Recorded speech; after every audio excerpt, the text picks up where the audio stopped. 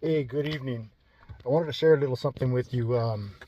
This morning, I was scheduled for therapy at 9 o'clock. Like I'm trying to stay up on top of my therapy stuff, try to keep my head straight.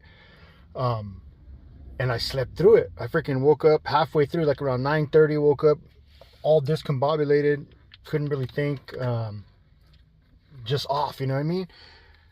And so, like, luckily, my therapist was able to get me in, and we really had a good talk. And I let her know that I've been having a hard time sleeping. I'm super freaking exhausted during the day. I'm tired. I'm still doing my workouts and everything, but halfway through the day, it seems like I crash. I need to take like a little bit of a nap. At night, it's hard for me to sleep. Like I can't fall asleep until 1, 2 o'clock in the morning. I'll fall asleep, wake up at 3 or 4. Sometimes I'll just stay awake.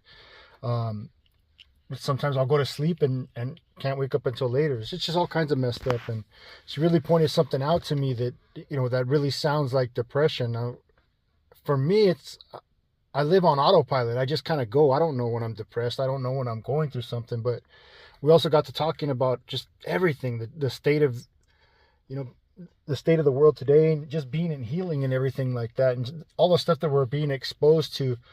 And it just really brought me back to understand the triggers, the things that are going on, like from the childhood trauma, with the economy.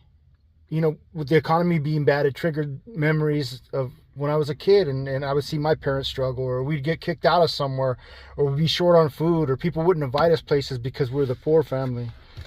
Well, the economy, even though I don't think about it, I'm a little bit more on the hustle right now. Think it could go slow to busy, and it's just not as profitable as it was. Things are more expensive. So that is causing anxiety that we don't recognize. You know what I mean? That's the reason why we're so exhausted, because we're constantly thinking, and I dream a lot, even though I can't remember those dreams, but my mind is thinking about that stuff even when I'm asleep.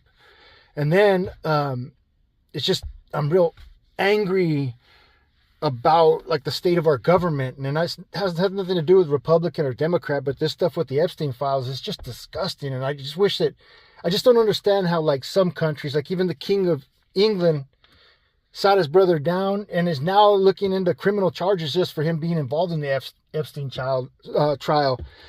And I look at some people, I heard a guy saying like, there's no man alive that wouldn't be on an island alone with a beautiful 14-year-old girl and not be attracted to her. And I freaking just was like filled with anger and rage when I heard that, because no, that's not true. Any man should know the difference between a little girl and a woman. But anybody that's a survivor of any kind of sexual trauma, been exposed to